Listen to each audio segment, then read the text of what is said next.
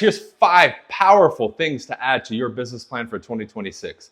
At the time of me filming this video, we're in the first week of November. I've already done a full business review with my team and my coaching students. And next week, we're doing the full business plan. So we're already rocking and rolling for 2026, barely into November. You want to do the same? Here's 5 powerful questions to add in the review portion of your year, but also to plan for 2026. Number 1, 3 weaknesses in your business. I want you right now, and you can even go in the comment section if you know them right now. Identify 3 weaknesses in your business. Is it your lack of consistency? Is it the fact that you're not making enough contacts every day? Are you mismanaging your commissions? Did you not even sell any houses this year, or very few, and that's a huge weakness? Is it a lead generation issue? Is it a coaching and training issue because you lack it and you know you really, really need it to get to the next level? Identify 3 weaknesses in your business. Why? From there, as you're planning for 2026, now we can start putting some measures in place. So let's say I need to make a big step, or I want to start investing into my business to run paid ads or do some marketing. Well, I'm going to have to start budgeting now and know how much in 2026 to set aside every month to have the money and the resources to be able to do that, right? So by identifying 3 weaknesses, it forces you to kind of be real with yourself and say, hey, this is what I'm doing wrong. Because typically we look at what's working and what we do right. However, very little time is spent fixing the issues and really taking a good, cold, hard look at the facts. And you have to admit where you're going wrong. This is something I do with my students all the time. And oftentimes that coach or mentor is going to be able to point out stuff that you can't see or that you don't know yourself. All right? That's the first one. Second one, what lead sources would you like to add and learn about? Or which one straight up are you going to add? Here's some lead sources that I really recommend you guys look into that are really, really effective if you're not already using them and going after them a lot. Number 1 is the absentee owner. Absentee owners are phenomenal lead sources to get listings. This is primarily for listings, okay? Because you should be a listing agent. Number 2, for rent by owners. Their information is out there. Contact them. Some of them would like to sell. Hey, for some of you, if you haven't done any sales, picking up a few of those and getting some quick, easy leases could get you some quick commission. I've done that with some new agents, and very quickly with that skill set, they're getting 2, 3, 4, 5 using a simple system that I give them. They're getting them leased and making good money. Some of them 10, 20K in 1 month just with leases on for rent by owner. That's not including the listings that they're getting.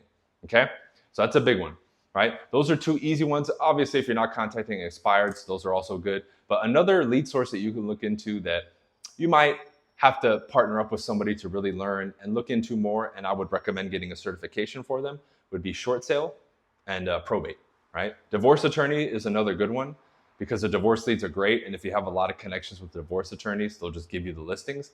That one's going to be a little bit more nuanced, but those are just a few, 3, 4, 5 lead sources that you guys can actually think about and potentially add for 2026. Now, why am I telling you now? Because you create the game plan, right? If I know, hey, next year I want to do probate, you can start getting the certifications now and doing the research so that by 2026, in about 7, 8 weeks, you're good to go and you already implement versus waiting, thinking about it then, and then not implementing it until the end of the first quarter of next year. Then you'll already be behind. Okay. Number 3, what major investments are needed into your business? Is it a particular software, lead software, a new dialer?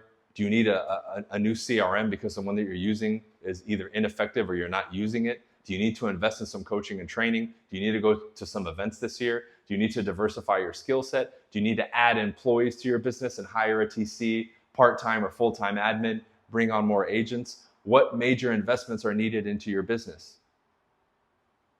You really have to put pen to paper here. Now, if you're newer or you don't have anything really going for you, then again, we can now predict and set goals for the future. Hey, when I hit 12 deals in a year, I'm doing 1 a month, this is the first investment that I'm going to make. When I hit 18 deals for the year, this is the next investment I'm going to make. Start planning and projecting that you will be successful in putting some of these things on the board. For many of you right now, if you're not doing at least 30 deals a year and you're not in coaching and training, you got to get on coaching and training. I have it here in the description. I for sure will help you. I've helped thousands of agents at this point. I still run my nationwide team, and I've been coaching agents for 7 years. I'm an OG in this game, okay? I can definitely help you. But that would be one that you would have to make if you're not selling a lot of homes. For some of you, if you really want to scale, You need to invest back into your database by doing a lot of sphere of influence events and local community events, right? And you can also look into doing PPC, doing like a VSL, right? A sales letter or a webinar that you push out and you put some money behind. That's very effective right now for people who are targeting sellers and buyers. Super, super cheap and effective. You can throw 500 or $1,000 into ad spend. Super, super easy. Those are just a few ideas, but what major investments need to be made into your business? If you want to grow, there's only so much you can do without investing money, right? At the end of the day, it's going to be at the step that you have to take if you want to grow. Next, what company fits my vision? This one triggers people for some reason, right? If you're happy where you're at, cool. But a year from now, 2 years from now, 3 years from now, when you're selling the amount of homes that you want or making that type of commission, is the company that you're with aligning with that vision or not? If you need a better community, better support, more technology, whatever, more sophistication, better reputation, if that other company or potentially another company fits the vision a year, 2 or 5 years from now, it'd be in your best interest to start looking now to say, hey, maybe I should switch companies or change companies now versus waiting until later. Because I've fallen prey to it too, where you just get comfortable where you're at. You know there's other opportunities out there, but you won't look at it because you're like, I'm okay where I'm at. Well, is it okay to be okay? Don't you want to be doing great? Don't you want to be proud of the company that you work with? I don't shove Real, which is the company that I'm with, down people's throats, but I talk about it. I have a little neon sign here, the TBC with Real thing.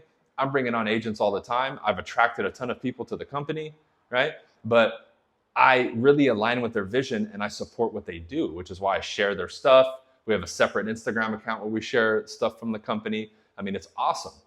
I've been a speaker at a lot of the events. They announced it when I moved over, right? We talk with corporate all the time in the meetings. It's amazing.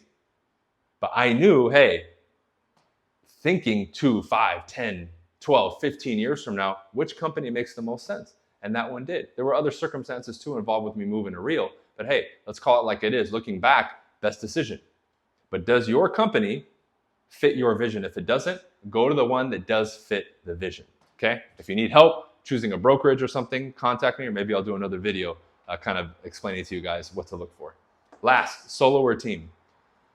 Do you want to live out your time in this business and work in this career solo or team? Because that's a crossroads all of you are going to hit, because I'm assuming that you're going to be productive. When you're productive, you have to make a choice. You're going to be a one-man show with maybe an assistant and one buyer's agent and you want to crank deals, or are you going to build a team like I did and diversify and leverage? You have to make that choice. Even if you're not in the position now, start planning what you're going to do once you start selling homes and you become more successful, because depending on which one you choose, you're going to have a completely different business model, and how you plan and how you structure things is going to be completely different.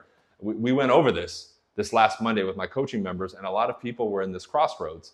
So we're helping create a plan for the people that plan to do this versus the people who plan to do this, because that path is going to be different. So once you guys start playing around with these concepts, you'll start to see, man, you're not really planning for the future. And it's tough to say and tough to accept, but many people never really plan on being successful, which is why they never take things to this level, unfortunately. And I want to encourage you. I want to cheer for you. I want you to be successful if you follow me and you're in sales and real estate or entrepreneurship. But these are the things that we need to do. And if it's difficult for you, that's fine, right? Maybe your mind has never been stretched to the point where you're like, well, shit, if I did make 200,000, what am I going to do? Or what is my business going to look like? I'm challenging you to start doing that now, right? I have coaching and training and a bunch of free resources to help you in the description. Contact me if you want, but if not, at least put pen to paper. And when you're doing this business plan, keep these things in mind to plan for success and plan for the future. Remember, a lot of this game, 90+% of this game is up here. If you win this game, the outside becomes easy, because we all know the toughest competitor is the person staring at us in the mirror, but it's also our biggest challenge and biggest roadblock is also the person staring back at us at the mirror. Conquer that and everything else will follow. Okay, anything else I can do for you guys, let me know. Schedule a free strategy call. Check out the website if you want to check out any of the resources that I have, paid or free. Leave a thumbs up as well. Drop a comment for the algorithm. Anything else I can help you guys with, let me know. Let's finish 2025 with a bang, and let's go into 2026 knowing that we're going to crush it. Peace.